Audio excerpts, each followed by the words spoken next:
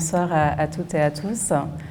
Merci d'être avec nous ce soir. Merci au musée Barbey-Muller, à la famille Barbey-Muller pour cette invitation à participer à la programmation qui sert à valoriser cette belle exposition de John Armleder, donc qui a pour titre Transparent. Ce sera notre sujet ce soir, donc ce corpus d'œuvres. Cela comprend à peu près 25 œuvres, si j'ai bien compté, sont présentées ici en dialogue avec les collections Barbey-Muller. Et donc, je propose qu'on ait, qu'on utilise comme point de départ donc cette pièce qui a servi peut-être d'appel, cette pièce à Jean-Paul, qui date de 2017. Et donc, j'aimerais t'inviter, John, à nous parler un petit peu de cette pièce. J'avais fait une série de pièces comme ça à Bâle, en fait. Et c'est à ce moment-là que Jean-Paul est décédé. Et il y a une personne qui organisait des expositions dans la ville. Et j'ai dit, ils avaient l'opportunité de montrer quelque chose ici. J'ai proposé de montrer cette pièce-là en hommage à Jean-Paul. C'est une pièce faite à Bâle, chez un verrier avec qui j'ai fait quelques pièces, pas beaucoup de pièces. Et en fait, c'est une flaque de verre en fusion qui est disposée sur une plaque. Et très naturellement, il y a une bulle qui se forme. Et si on n'y touche pas, elle se fige et ça devient une pièce telle qu'elle. Elle veut, bien sûr, comme tout ce que je fais, pas dire grand-chose, ou même rien du tout.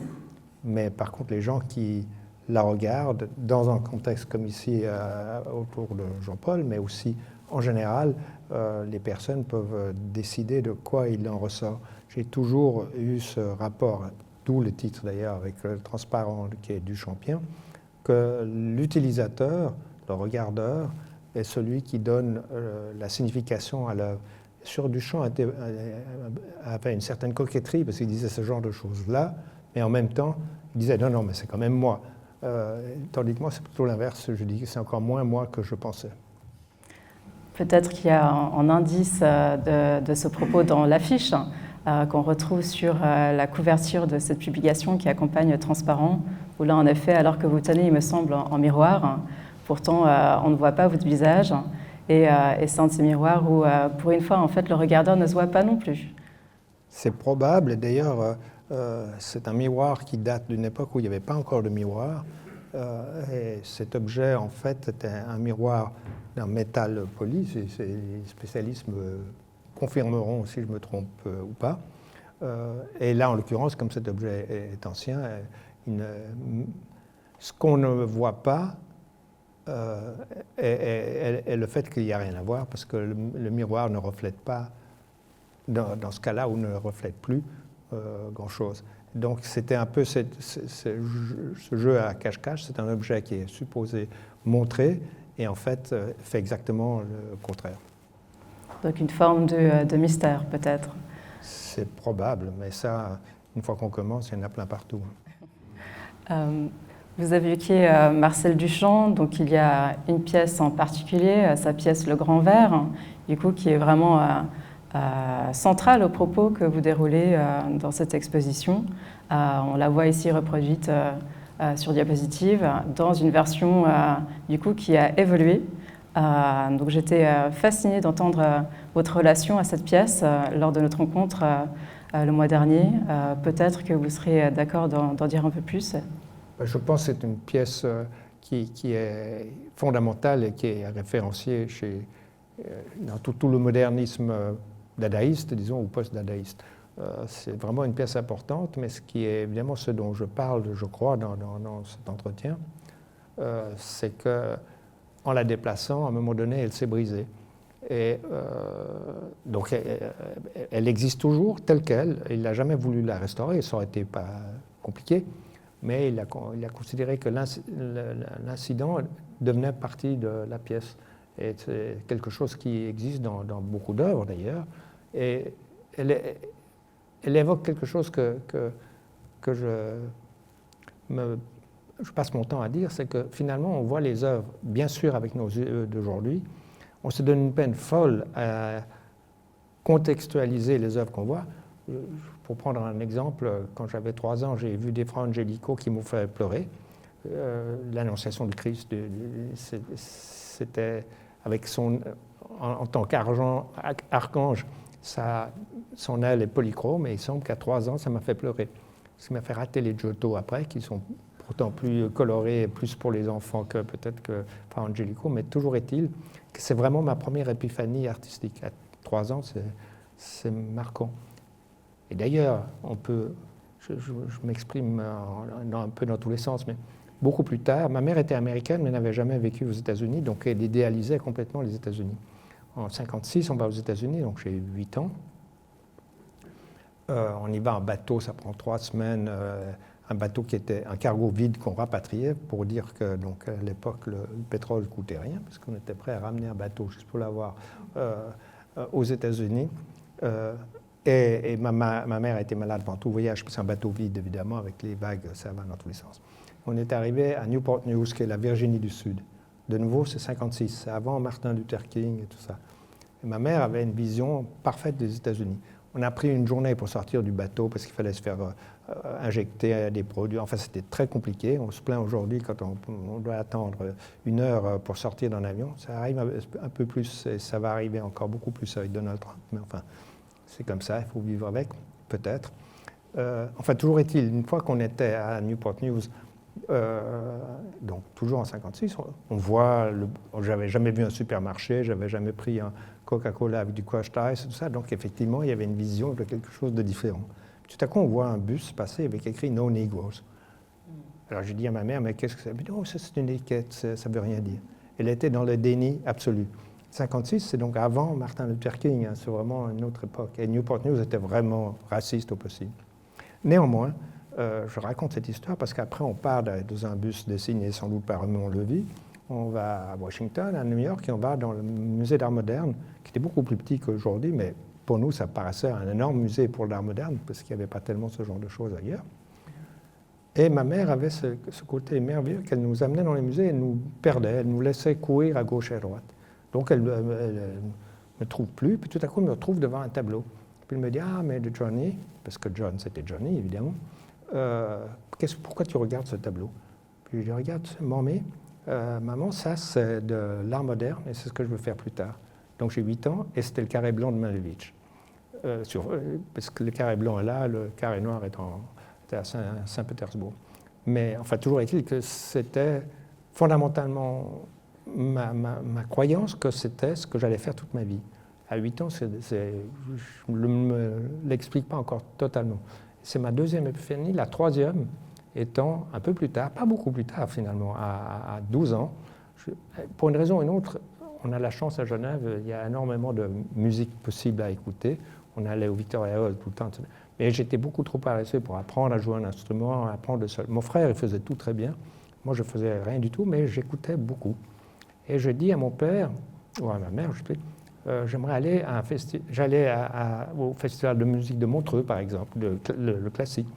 Puis après, j'ai dit, j'aimerais aller en Allemagne pour un festival. Je n'ai jamais su pourquoi j'ai eu cette idée. Et puis, il y avait le choix entre aller à Bayreuth et aller à Donaueschingen. Donaueschingen, c'était la musique contemporaine. Bayreuth, c'était évidemment Wagner.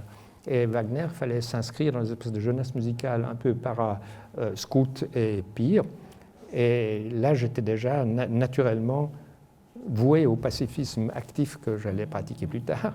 Donc, il n'était pas question de Wagner. Mais à la place de Donaueschingen. Et je vais au festival de Donaueschingen où je pense qu'il y avait Kagel, Stockhausen et quelques autres personnes qui donnaient des concerts. Et John Cage qui donnait une conférence. Tout le monde me dit, oh, il n'était pas là parce qu'il n'est pas programmé. Mais il donnait des concerts, une conférence. Et donc j'ai 12 ans, je suis là. Il fait une conférence et puis il dit, oui, en Allemagne, il faut que je fasse attention, que je parle un peu sérieusement parce que c'est tous les gens spécialistes de musique qui veulent savoir. Et il dit, bon.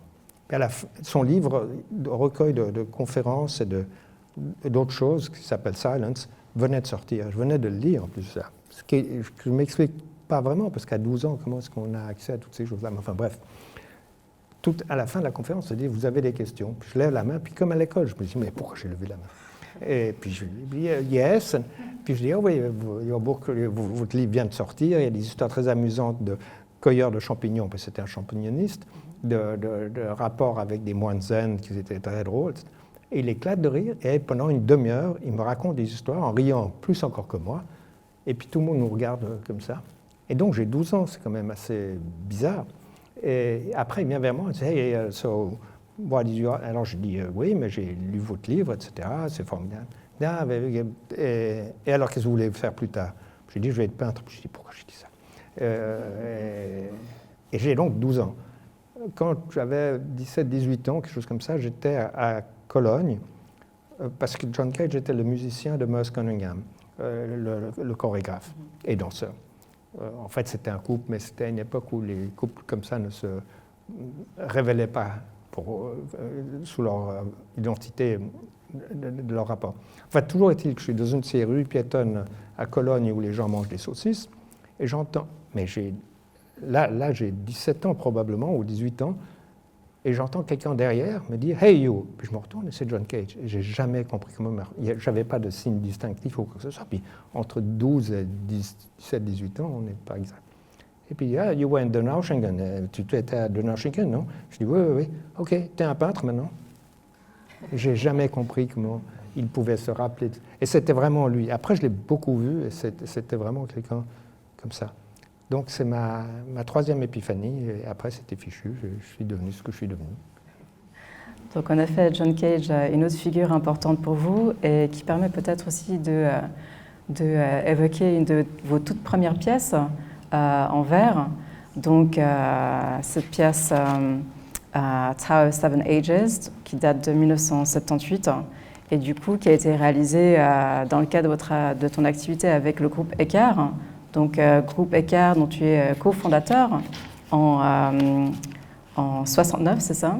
69, on fait un festival qui s'appelle Écart, qui était une sorte de dérive par rapport à ce qu'on faisait avant entre amis. C'était des amis, on s'était rencontrés à 12 ans à peu près au Collège de Genève, où j'étais un très mauvais étudiant, donc je suis resté très longtemps, mais sans aller très loin dans la gradation des classes. Et avec mes amis, on faisait de l'aviron. C'était notre activité principale. On ramait au moins 3 heures tous les jours. Et puis l'autre activité que j'ai poussé mes amis à faire, c'était des activités qui étaient un peu comme celles des situationnistes. C'est-à-dire on se baladait dans la ville et on regardait les murs, on notait quelque chose quelque part, mais c'était complètement discret. Et on a fait une exposition en septembre 69, en 60. 69, en 67, qui s'est appelé Linéament, qui était dans une maison en démolition où il y avait, ceux qui connaissent Genève de cette époque-là, un magasin de produits indiens qui s'appelait Aruna.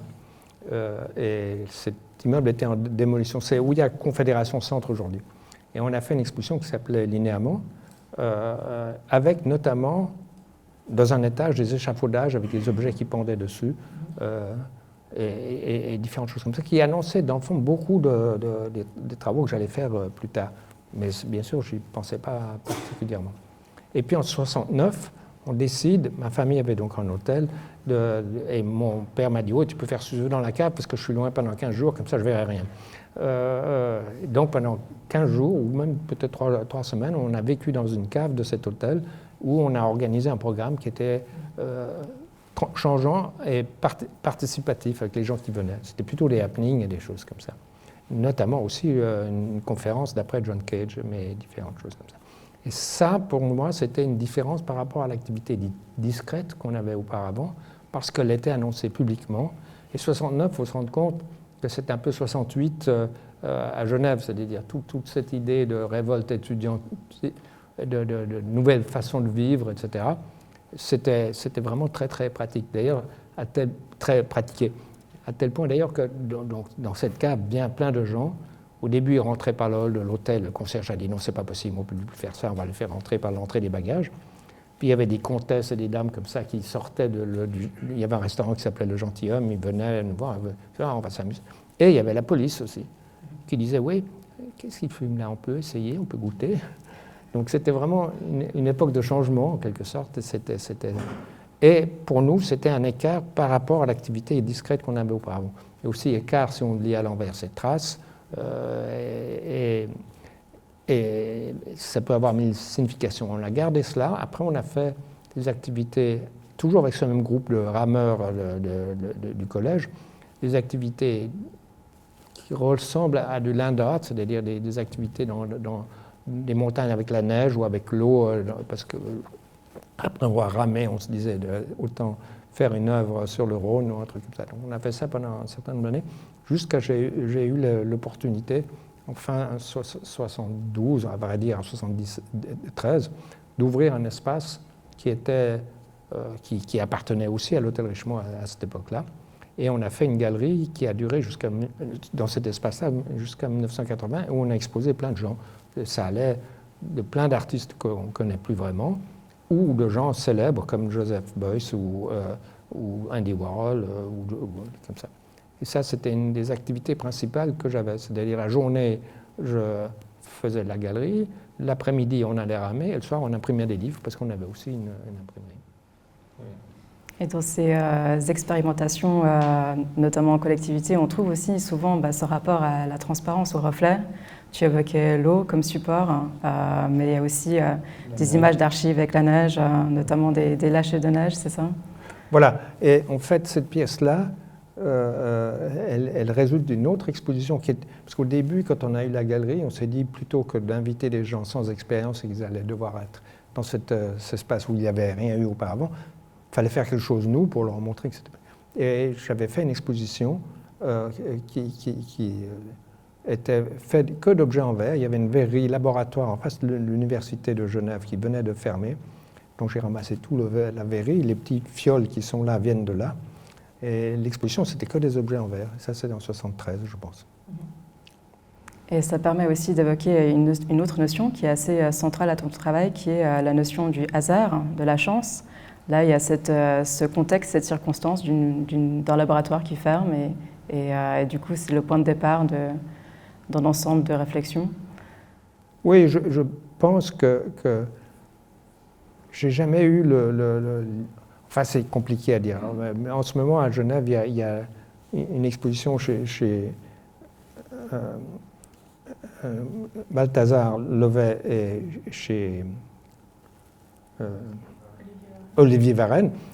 Celle de chez Olivier Varenne, il y a plein de dessins. Et en fait, quand j'ai 12 ans, ou même, oui, quand j'ai 12-13 ans, avant d'aller à l'école, je faisais toujours 2 ou 3 dessins, voire plus, tous les jours. Et c'est ce qu'on est en train de retrouver maintenant, et ce qu'on expose justement chez Olivier notamment. Et il y a des autres pièces anciennes chez Balthazar Levet d'un autre style, qui sont intéressantes aussi, parce que c'est vraiment lié à Varenne, parce que je connaissais bien son père, qui avait une galerie notamment à Paris, avant celle de Genève. Et j'avais été le voir parce qu'il avait une exposition de Joseph Cornell, qui est un artiste surréaliste, dadaïste, que j'aimais beaucoup. Et à l'époque, il n'y avait pas de livre, de monographie consacrée à lui. Évidemment, il y en a eu plein après. J'avais proposé à Mme Skira de faire un livre et du coup, ça m'a donné l'occasion d'aller dans le Queens voir Joseph Cornell et parler d'un projet de livre. Et sa mère était au rez-de-chaussée mourante, je pense. Et donc j'ai eu la chance de parler avec Joseph Cornell. Mais Mme Skira n'a pas voulu faire le livre, ce qui n'était pas grave, parce qu'elle en a eu 3 ou 4 qui sont sortis tout de suite après. Donc c'était fait. Mais ça m'a donné la chance de connaître Joseph Cornell et ses boîtes qu'il faisait. Donc c'est des boîtes qui sont généralement de cette taille et qui sont très poétiques. C'est vraiment dans la lignée surréaliste, plus que dadaïste d'ailleurs. C'est un artiste qui était dans une exposition très importante au Moderne qui s'appelait The Art of the Object. Et l'autre correspondance, qui sont sans doute beaucoup plus proches de moi, mais d'une personne qui était inspirée par ces boîtes, chez Georges Brecht, qui est un artiste du groupe Fluxus, qui a fait beaucoup de boîtes aussi.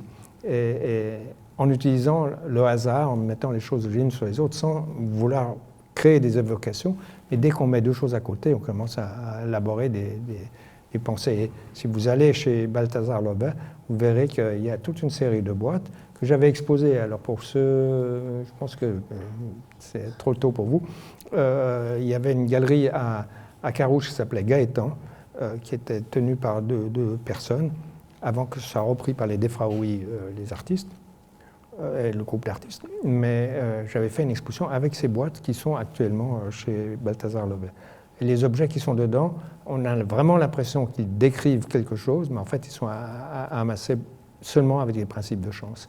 Et la moitié des pièces ne sont pas attachées. En plus, dans ce sens-là, si on bouge la boîte, les objets se déplacent aussi. Donc on aura une vision différente chaque fois. Et à côté, ce qui explique peut-être toujours ce rapport à chance, je fais beaucoup de choses parce que je suis paresseux et que je ne fabrique rien. Je les ramasse par terre et je les trouve. Et une des choses que j'ai ramassées pendant des années, c'est des cartes à jouer. Pour une raison inconnue, les gens perdent des cartes à jouer. Alors je pense que ce sont... Alors au début, je me disais, c'est toujours les tricheurs, c'est la carte qui sort du manche. Parfois, il y en a tellement que je ne sais pas quel genre de triche ils pouvaient faire. Enfin, toujours est-il que pendant des années, j'ai ramassé des cartes à jouer. Maintenant, on en trouve un peu moins, mais quand même.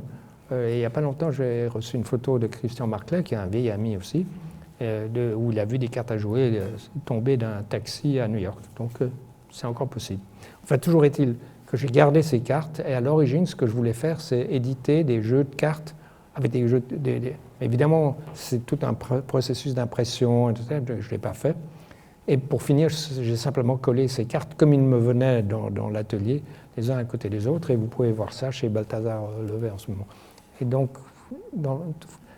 ce qui est intéressant, c'est que ces choses-là, c'est du hasard qui est programmé en quelque sorte. Et ça, c'est sans doute quelque chose que j'ai appris de John Cage, en fait. Je vais utiliser ça pour rebondir sur... donc on a évoqué New York, un lieu important par rapport à toute la production vert, c'est Venise, plus précisément Murano. Et là aussi, il y a une question de rencontre, une invitation du coup, qui donne lieu à toute une série de pièces, dont une grande partie qui sont présentées ici. Et du coup, j'étais curieuse d'en savoir plus au sujet de cette rencontre et de l'invitation donc, qui est venue de Sandro Romney. De Sandro Romney, qui est un ami de longue date et qui est le fils d'un peintre situationniste dont j'ai quelques œuvres et dont j'ai donné une grande œuvre d'ailleurs au MAMCO. Et lui, il était situationniste, c'était le compagnon de Peggy Guggenheim, donc la fille de Peggy Guggenheim, qui malheureusement s'est donné la mort assez tôt. Mais je l'ai relativement bien connu, mais j'ai surtout connu Sandro Romney. Et Sandro, un jour, me dit, écoute, j'ai un problème, j'étais sur une pyramide au Pérou, je ne sais pas où, et j'ai eu un collapsus. Maintenant, il n'arrive presque pas à parler. Il vit de nouveau à Venise, d'ailleurs. Mais là, à l'époque, il vivait à Paris. Et moi, je sortais de l'hôpital parce que, pour tout vous dire, j'ai eu donc une opération au cerveau parce que j'avais des problèmes de douleur. Et on s'est rendu compte, c'est parce que j'avais une tumeur, mais qui était en l'occurrence bénigne. Mais 2 jours plus tard, j'ai eu une hémorragie cérébrale. J'ai eu plusieurs comas, j'étais 14 mois à l'hôpital, j'ai mangé avec un tube pendant 2 heures. Donc c'était vraiment extrême, on ne me donnait aucune chance de vivre. Donc je ne devrais pas être là, et peut-être ce n'est pas moi qui parle. Mais néanmoins, c'est comme ça que c'est arrivé, et pour Sandro aussi. Donc, comme il avait ses contacts à Venise, à l'époque, le musée Guggenheim de Venise, c'était celui de Peggy Guggenheim encore. Et il me dit, on devrait faire des pièces à Venise, et on est allé à Murano. À l'époque, je mangeais, je crois, encore avec un tube. La première série des pièces qu'on a faites ici, qui sont exposées ici. La quasi-intégralité, ça par exemple, et d'autres pièces ont été faites qui sont ici, toutes les pièces colorées sont de Murano et tout ça. Alors, on va voir le verrier, qui est un type formidable. C'est des verriers, comme souvent à Murano, c'est des pères en fils qui travaillent. Donc lui, c'était la 3e génération, quelque chose comme ça. Et moi, je n'avais jamais fait des pièces vraiment comme ça. Les autres pièces que j'avais fait auparavant, c'était des pièces trouvées. Donc, peut-être à l'exception de cette bulle que j'avais fait à Bâle. Je ne sais même plus si c'était avant ou après. Enfin bref, je dis au verrier, ah mais alors là, si on met de l'eau, ça c'est pas possible. Ma probiamo. Et puis j'ai dit toutes les choses qu'il ne fallait pas faire et chaque fois il disait ma probiamo. Et on est resté donc quelques semaines à faire des pièces. D'ailleurs, je suis retourné quelques années plus tard, ou une année plus tard, ou 12 ans plus tard, où j'allais moi mieux, mais Sandro pas tellement. En fait, toujours est-il, le verrier me dit, j'ai fait avec toi tout ce qu'il ne fallait pas faire, et maintenant c'est fini, j'arrive plus à faire ce qu'il faut faire. Non. Donc une rencontre marquante de part et d'autre, il faut croire. Oui, c'était un plaisir réel, c'était fantastique. Et on a exposé effectivement un certain nombre de pièces dans le jardin de Peggy Guggenheim. Et puis, on voit dans cette pièce-là et quelques autres. Et ça, cette grande pièce, etc. Mais d'autres pièces n'ont jamais été exposées, donc c'est ici où on les voit pour la première fois. Et donc il y a eu aussi une suite, en effet, donc en 2017, avec cette série d'éditions donc qui sont la poursuite en fait de cette forme développée avec Pomona. Oui.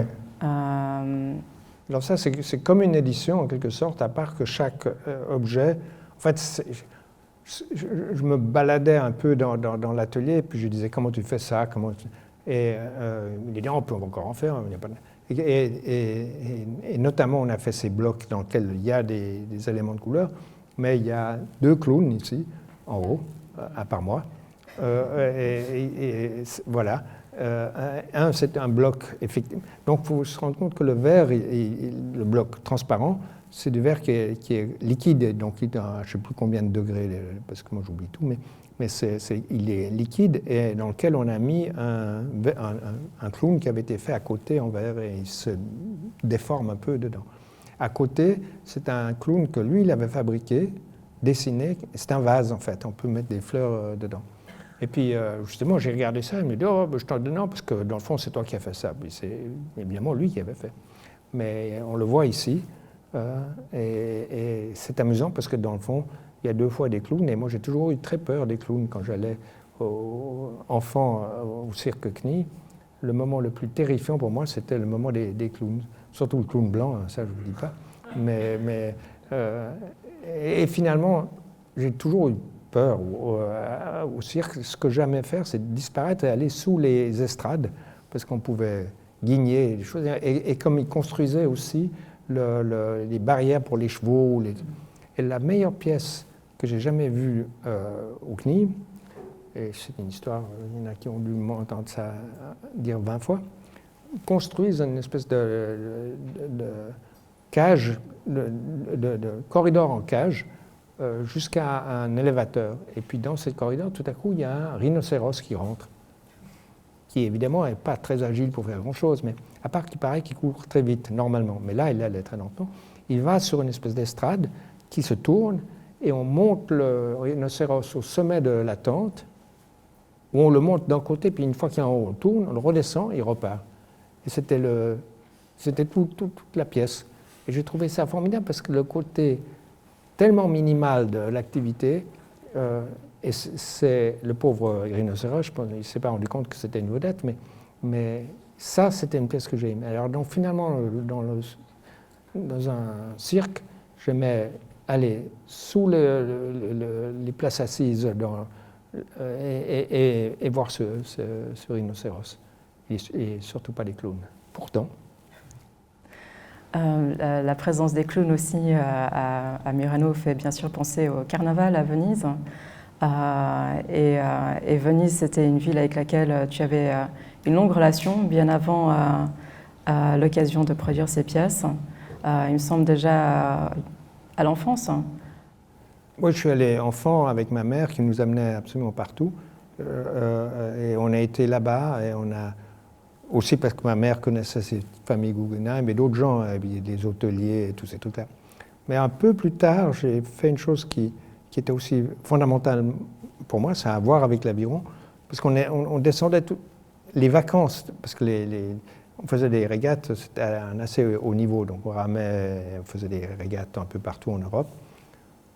Mais les vacances, ce qui est curieux, parce que c'est la même chose, mais juste autrement, c'était de descendre des fleuves en Europe. On a descendu le Rhône, en fait, toutes les grandes rivières. Et le Pô, évidemment, se termine à Venise. Et on a été là plusieurs fois. Et ils ont commencé une régate, pas la régate historique, une autre régate, à notre époque, où n'importe quelle manière de flotter et de faire avancer un bateau par la force humaine, donc ni voile, ni moteur, etc., était possible. Donc il y avait genre 3000 bateaux. ou des gens avec des chaussures en Sagex ou je ne sais pas quoi. Puis nous, évidemment, on est venu avec nos bateaux qui allaient beaucoup plus vite que ceux des autres, que ceux de beaucoup. On a fait cette régate qui passait par Murano, qui faisait les différentes îles et on revenait et on descendait le Grand Canal. Et ça, c'était très important parce qu'on a vu... C'était très amusant parce que surtout au début, comme tout à Venise, hein, au début, quand ils font les choses, c'est les Vénitiens qui y vont ou les Italiens. Puis dès que ça devient populaire, qu'il y a des étrangers qui viennent, ils le dédaignent totalement. Mais néanmoins, donc nous, on était dans les premiers.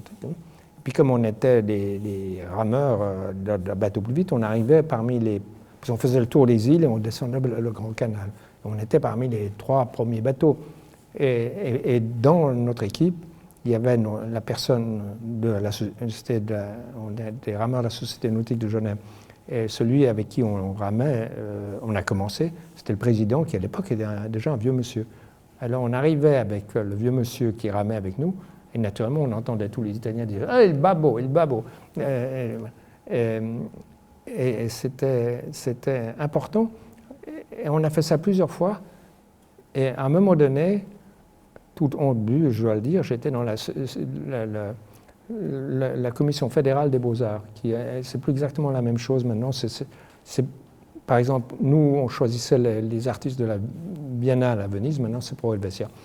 Mais parmi les gens qu'on avait invités, j'avais invité un ami très proche qui s'appelle Olivier Mosset, que j'ai exposé à gauche et à droite, et qui a exposé avec moi. Et je sais que quand on a fait cette régate, on descend le Grand Canal et il était, alors je ne vais pas me rappeler la personne avec qui il était, et puis il me voit venir à rame et il me dit « Mais qu'est-ce qu'il fiche là ?» Il est venu pour la Biennale ou pour faire de la ramerie? Et après, je lui ai expliqué que j'étais là pour faire de la ramerie. Il y avait une exposition consacrée d'ailleurs à Fluxus à ce moment-là, en dehors de la Biennale. Et Fluxus, donc, c'est un mouvement qui a été créé essentiellement par un monsieur qui s'appelle George Maciunas, mais qui était influencé par John Cage. Et moi, j'étais très proche des artistes proches de Maciunas.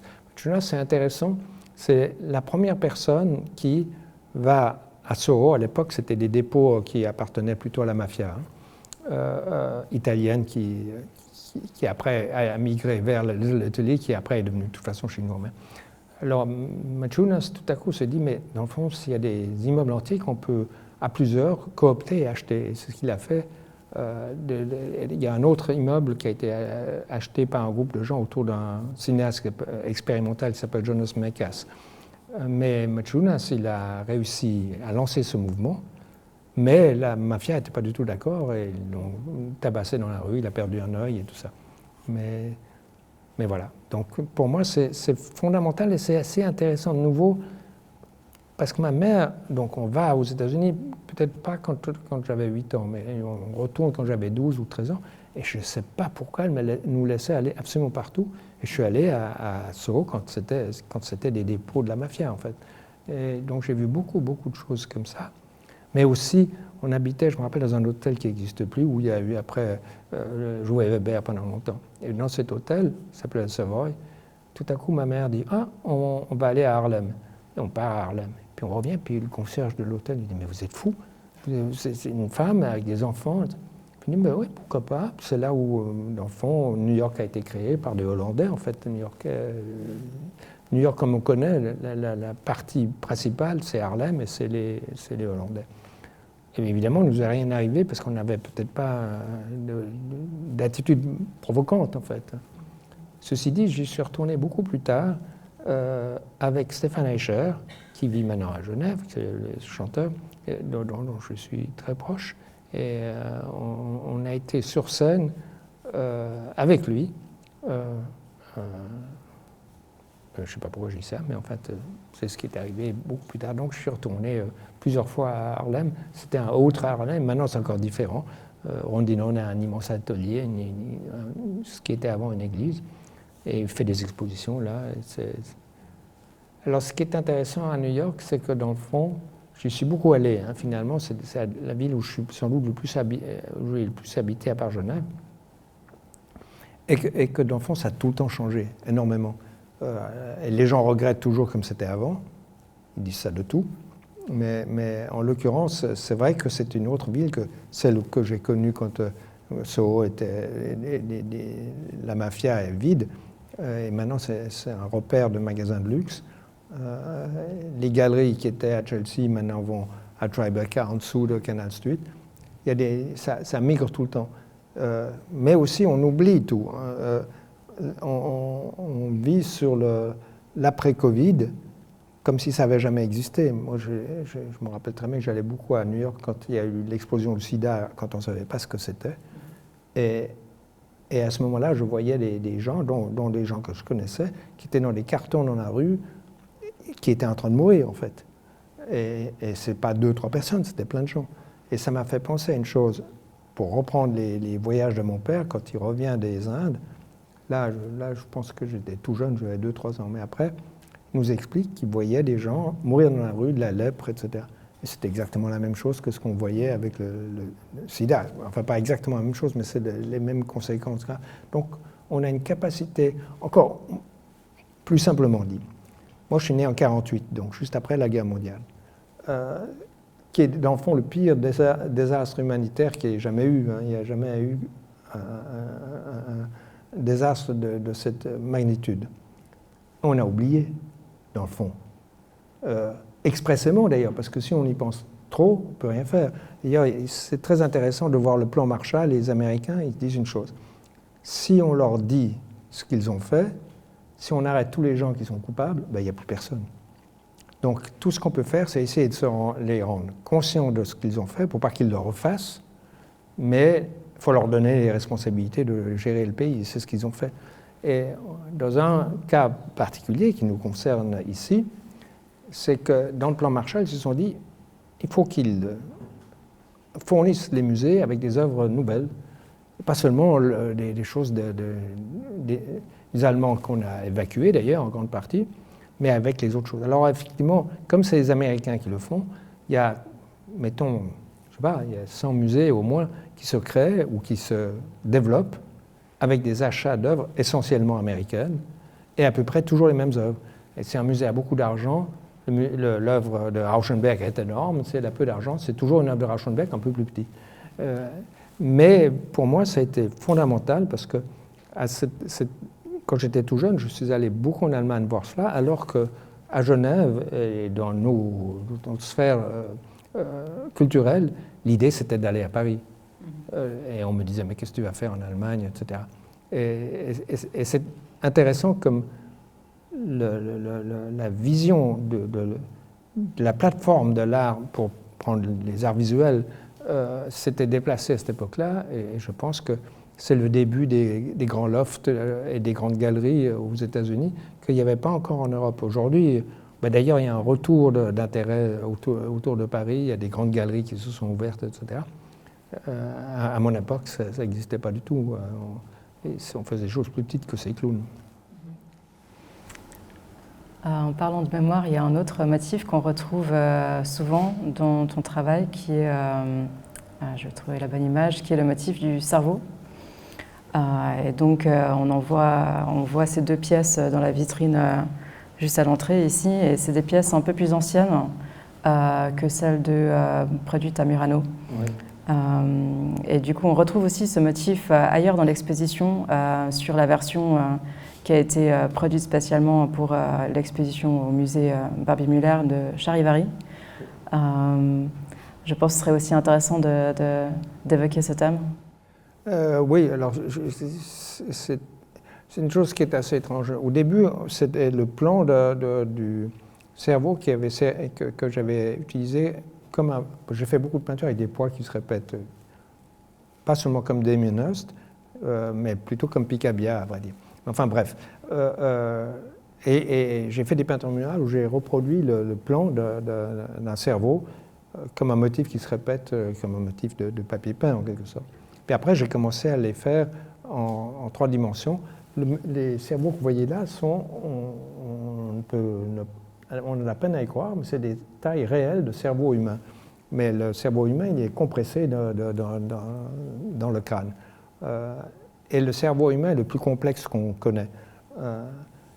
Alors donc j'ai fait tous ces trucs-là, ça m'a beaucoup intéressé parce que ça évoque quelque chose, mais dans le fond on ne sait pas trop bien quoi.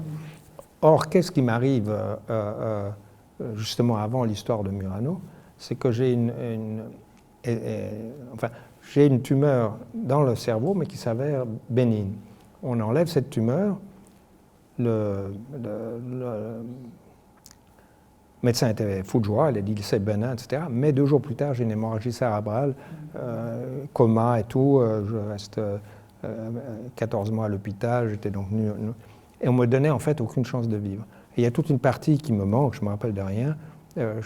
La première chose dont je me souviens, c'est probablement quelques mois après à l'hôpital, c'est une dame qui vient, qui me dit « Oh ben on ne va plus vous attacher ». J'ai dit « M'attacher ».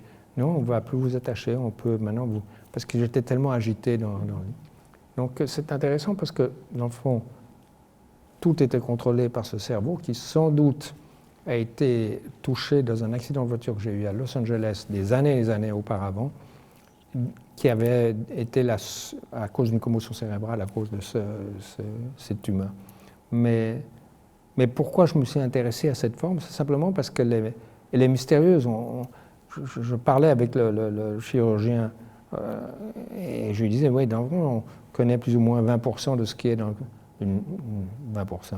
Quand on dit 20%, en vérité, si on connaît 2% de ce qu'il y a dans un cerveau humain, c'est déjà se vanter. Donc en fait, c'est un mystère qu'on transporte avec nous partout. Et ce mystère qu'on transporte avec nous contrôle, nous fait faire tout ce que l'on fait, y compris des conférences dans un musée.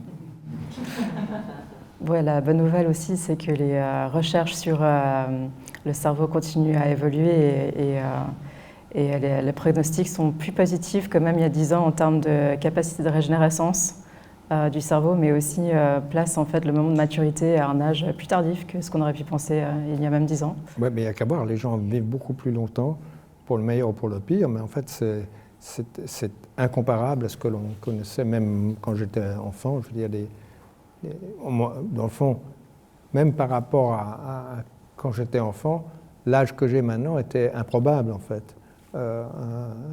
C'est toujours improbable d'ailleurs, mais enfin bon. Une partie de vos pièces avait aussi été présentée au musée Ariana il y a bien 10 ans, il me semble, dans le cadre d'une exposition organisée par Alina von Fürstenberg. Et j'avais voulu aussi intégrer cette image pour évoquer cette relation entre peinture et objet, du coup, qui est voilà, un élément récurrent dans le travail et qui aussi m'a évidemment rejoué ici. C'est vrai que la toile, en fait, est une des pièces qui m'intrigue le plus dans l'exposition présente, peut-être aussi de par la pluralité des matières intégrées. Et du coup, j'aurais voulu en savoir un peu plus sur voilà, ce parti pris pour la version qu'on voit derrière nous. Alors là, en l'occurrence, je reprends dans le fond, la partition de ces pour painting, ces peintures en coulée que j'ai commencé à faire à la fin des années 70 en fait. J'ai exposé à la Biennale de Venise 4 toiles et une furniture sculpture. Après, il y avait un couloir avec des autres peintures. Et dans ces 4 toiles qui avaient ce format-là, il y avait une toile qui était juste des poids, il y avait une peinture qui était un peu néo-constructiviste, et il y avait une peinture avec des coulées un peu comme celle-là, et une autre qui avait été faite à plat et qui était redressée. Et le meuble, par contre, c'était un meuble trouvé sans style particulier, mais qui était un meuble avec un miroir qui manquait, que j'ai remplacé par une toile. Et le meuble, je l'ai mis légèrement de travers, et la toile, il y avait une peinture un peu néo-constructiviste avec une barre et un cercle, mais parce que la toile était mise de côté, la barre était mise obliquement, mais comme le meuble était redressé, la barre paraît droite. Ça, c'est ma participation principale à la Biennale de Venise. On n'a pas encore évoqué ces 2 pièces-là qui témoignent aussi dans d'autres mouvements encore, dans cette approche expérimentale au verre, et donc qui sont présentes les 2 dans l'exposition. C'est peut-être aussi l'occasion d'évoquer la question des titres. On a vu plein de titres défiler avec les images qui qui invite à s'inventer des récits. Dans ce cas-ci, quelle serait la relation entre ces titres et ces œuvres? Aucune, en fait. En fait, ce qui se passe, c'est que pendant des années, je mettais ni titre, je signais rien, etc. Puis après, comme beaucoup d'artistes suisses, tout jeune, j'ai été impressionné par Paul Klee, qui numérotait ses œuvres et qui cataloguait tout, en tout cas pendant longtemps. Donc j'ai pendant un moment fait ça, puis après je me suis complètement embrouillé dans les chiffres, etc. Alors pour finir, j'ai de nouveau rien fait, mais pour finir, on me disait « Ah, où est la peinture de 1968 sans titre ?» Je dis « Mais ils sont tous sans titre. » « Ah, mais alors il faudrait savoir. » Donc j'ai commencé à mettre des titres. Mais comme, dans le fond, les œuvres ne sont pas des illustrations d'une idée ou d'un moment ou de tout ça, il n'y avait pas de raison de les titrer d'une manière ou d'une autre. Et en fait, ce que j'ai fait, c'est je prenais un mot d'un livre que je lisais ou d'une ligne dans le journal ou quelque chose comme ça. Parce que je me disais qu'on me dirait « Ah, où est Ascomintes 3 ?» qui est une fleur, en fait. Mais évidemment, je n'avais aucune idée qu'est-ce qu'était Ascomintes 3. Donc moi, ça ne m'a pas aidé. Ça a peut-être aidé les gens qui s'occupent de mon travail aujourd'hui. Et puis en même temps, c'est aussi intéressant parce que finalement, quand les gens ont un titre, tout à coup, ils construisent une histoire, en fait, par rapport à ce titre. Donc ils sont absolument persuadés que ça a à voir avec ce titre, alors que ça n'en a absolument. Mais sans titre, c'est pas mieux. Hein. Donc il faut se rendre compte aussi que l'idée de dater, de donner une signature, de donner des titres, c'est quelque chose qui vient à la fin du 19e, je parle occidental en tout cas. Et la plupart des œuvres auxquelles on donne des titres que l'on voit dans les musées, c'est des titres qui ont été donnés a posteriori, longtemps après, dans un contexte qui n'a absolument rien à voir. Et de nouveau, si on repart de l'époque de Fra Angelico, fondamentale pour moi, dans le fond, ce contexte est complètement différent. Il y a très très peu de gens sur la planète. On dit toujours que l'art est commercial, mais dans le fond, les artistes de l'époque, soit ils arrivaient à travailler pour l'Église, soit pour le comte ou le prince d'une région, puis c'est tout. Personne d'autre, à part pour faire leur confession de péché à l'Église, voyait ces œuvres en fait. Bon, c'est vrai qu'aujourd'hui, c'est une vraie problématique pour les musées, la question des titres, notamment par rapport à les recherches autour de la provenance. Et donc, c'est régulièrement en fait une question qui se pose de est-ce qu'on a même, est-ce qu'il est déontologiquement approprié en fait de retitrer une œuvre qui aurait été titrée par une personne travaillant au musée au moment où l'œuvre est entrée et au final qui n'a pas grand lien avec l'intention au moment de la production. Et donc c'est vrai que voilà, c'est des questions qui se posent et auxquelles on a de la peine à trouver des réponses. Oui, moi je pense en vérité que l'idée de la légitimité d'un titre est discutable de toute façon. Et je ne suis pas sûr que l'auteur de l'œuvre a plus de poids pour justifier un titre que le regardeur ou l'utilisateur plus tard, de nouveau parce que la signification de ce titre va changer complètement d'une époque à l'autre ou d'un contexte à l'autre. À l'extrême, la même œuvre avec le même titre dans un musée et passé dans un autre musée, ça veut dire autre chose. Et bon, tout ça explique pourquoi on fait ces conférences ici, parce que c'est pour essayer de débrouiller les affaires, parce qu'on a de la peine à accepter qu'on n'en sait rien, en fait.